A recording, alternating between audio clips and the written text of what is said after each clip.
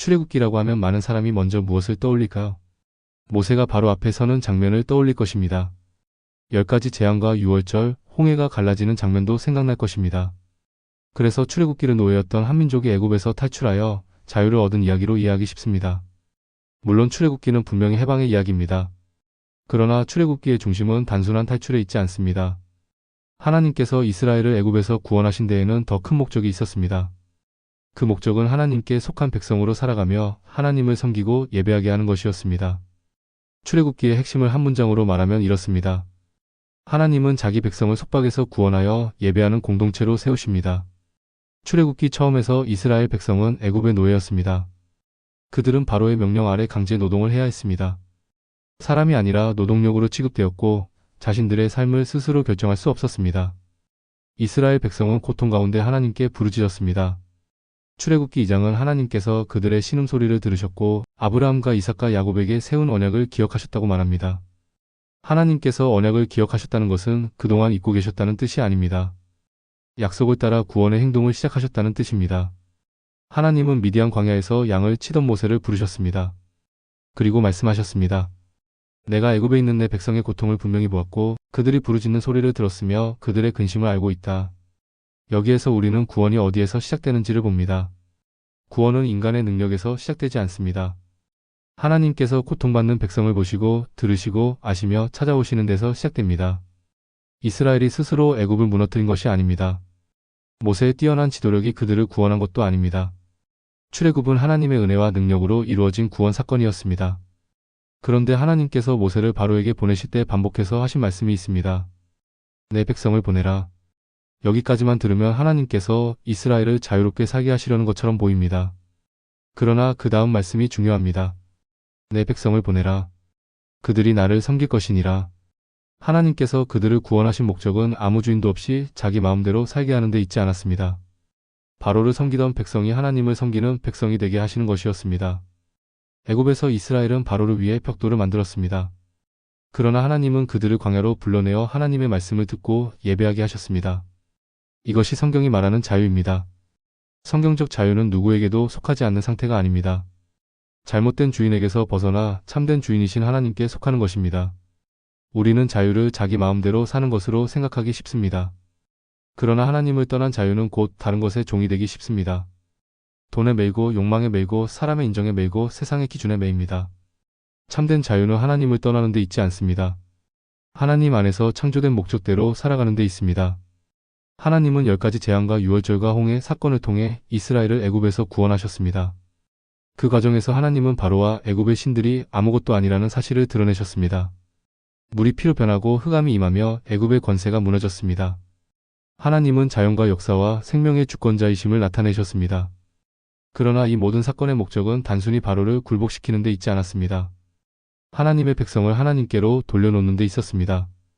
홍해를 건넌 뒤 이스라엘 백성은 하나님께 찬송했습니다.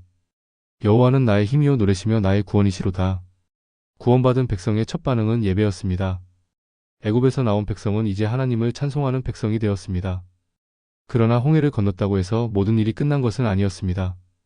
이스라엘은 시내산에 도착했습니다. 하나님은 그곳에서 백성과 언약을 맺으셨습니다. 출애굽기 19장에서 하나님은 이렇게 말씀하셨습니다. 너희가 내 말을 잘 듣고 내 언약을 지키면 너희는 모든 민족 중에서 내 소유가 되겠고 내게 대하여 제사장 나라가 되며 거룩한 백성이 되리라. 이 말씀은 출애굽의 목적을 분명하게 보여줍니다. 하나님은 이스라엘을 단순히 자유인이 되게 하신 것이 아닙니다. 하나님의 소유, 제사장 나라, 거룩한 백성이 되게 하셨습니다. 그들은 자기들만 복을 누리는 백성이 아니라 세상에 하나님을 나타내는 공동체가 되어야 했습니다. 하나님은 그들에게 십계명과 여러 말씀을 주셨습니다. 여기에서 중요한 순서가 있습니다. 하나님은 먼저 계명을 지키면 애굽에서 구해주겠다고 말씀하지 않으셨습니다. 먼저 구원하신 뒤에 말씀을 주셨습니다. 십계명은 이렇게 시작합니다. 나는 너를 애굽 땅 종되었던 집에서 인도하여 낸 내 하나님 여호와니라. 구원이 먼저이고 순종은 그 다음입니다. 이스라엘은 율법을 지켜 구원받은 것이 아닙니다. 구원받았기 때문에 하나님의 백성답게 살아가도록 말씀을 받은 것입니다. 우리도 마찬가지입니다. 착하게 살고 계명을 잘 지켜서 하나님의 자녀가 되는 것이 아닙니다. 예수 그리스도의 은혜로 먼저 구원받습니다.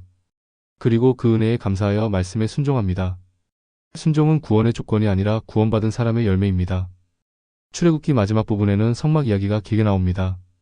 성막의 재료와 구조, 제사장의 옷과 기구에 관한 내용이 자세히 기록되어 있습니다. 왜 출애굽기의 마지막에 성막 이야기가 그렇게 중요하게 다루어질까요? 성막은 하나님께서 이스라엘을 구원하신 최종 목적을 보여주기 때문입니다. 하나님은 모세에게 말씀하셨습니다. 내가 그들 중에 거할 성소를 그들이 나를 위하여 짓게 하라. 하나님은 백성을 애굽에서 데리고 나오신 뒤 멀리 떨어져 계시지 않았습니다. 그들 가운데 거하시기를 원하셨습니다. 출애굽기의 목표는 단순히 애굽에서 나오는 것이 아닙니다. 하나님의 임재 안으로 들어가는 것입니다. 출애굽기 마지막 장에서 성막이 완성되자 구름이 회막을 덮고 하나님의 영광이 성막에 충만했습니다. 처음에는 바로가 백성을 지배했습니다. 그러나 마지막에는 하나님의 영광이 백성 가운데 거했습니다. 처음에는 바로를 위해 벽돌을 만들던 백성이었습니다. 그러나 마지막에는 하나님이 거하실 성막을 세우는 백성이 되었습니다. 이것이 출애굽기의 큰 흐름입니다. 속박에서 예배로, 바로의 통치에서 하나님의 통치로, 노예의 신분에서 거룩한 백성으로, 애굽에서 하나님의 임재 가운데로 옮겨진 것입니다. 그러므로 출애굽기는 단순한 탈출 이야기가 아닙니다. 구원의 목적이 무엇인지를 보여주는 책입니다. 하나님은 우리를 죄와 죽음에서 구원하십니다. 그러나 구원은 단지 어려움에서 벗어나는 것으로 끝나지 않습니다. 하나님께 속한 백성으로 살아가며 하나님을 예배하고 말씀에 순종하며 하나님의 영광을 드러내도록 구원하십니다. 오늘날 우리도 여러 종류의 자유를 원합니다. 경제적 자유, 관계의 자유, 시간의 자유, 고통에서의 자유를 구합니다. 물론 억압과 고통에서 벗어나는 것은 중요합니다. 그러나 자유 자체가 삶의 최종 목적이 되면 우리는 또 다른 것의 종이 될 수 있습니다. 돈에서 자유로워지려다 돈의 종이 될 수 있고 사람의 평가에서 벗어나려다 자기 욕망의 종이 될 수 있습니다. 성경이 말하는 구원은 주인 없는 삶이 아닙니다. 거짓 주인에게서 벗어나 참된 주인이신 하나님께 돌아가는 것입니다. 예수 그리스도께서 우리를 구원하신 이유도 같습니다. 우리를 죄에서 건져내어 하나님의 백성으로 삼고 하나님을 예배하며 거룩하게 살아가도록 하신 것입니다. 예배는 주일 1시간에만 드리는 행사가 아닙니다. 우리의 일과 관계와 선택과 말과 행동을 통해 하나님께 영광을 돌리는 삶 전체입니다. 이제 말씀 앞에서 우리 자신을 돌아보았으면 합니다. 나는 구원을 단순히 어려움에서 벗어나는 것으로만 생각하고 있습니까? 하나님께서 나를 구원하신 목적이 그분을 예배하고 섬기는 데 있음을 믿고 있습니까? 나는 하나님께서 주신 자유를 내 욕망만을 위해 사용하고 있지는 않습니까? 주일에는 하나님을 예배하지만 일상의 삶에서는 다른 주인을 섬기고 있지는 않습니까? 구원의 목적은 단순한 탈출이 아닙니다. 하나님과 함께 살아가는 것입니다. 구원의 목적은 단순한 자유가 아닙니다. 하나님을 예배하는 것입니다. 우리가 죄의 종살이에서 벗어난 것으로 만족하지 않고 하나님께 속한 백성답게 살아가기를 바랍니다. 우리의 예배가 주일 1시간에 머물지 않고 삶 전체로 이어지기를 바랍니다. 그리고 하나님께서 우리 가운데 거하시며 우리의 삶을 통해 그분의 영광을 나타내시기를 소망합니다. 생명나무 열매는 말씀 안에서 함께 자라는 성도들의 쉼터입니다. 다음 영상에서는 시편에 왜 탄식과 고난의 기도가 그렇게 많이 기록되어 있는지 함께 살펴보겠습니다. 감사합니다.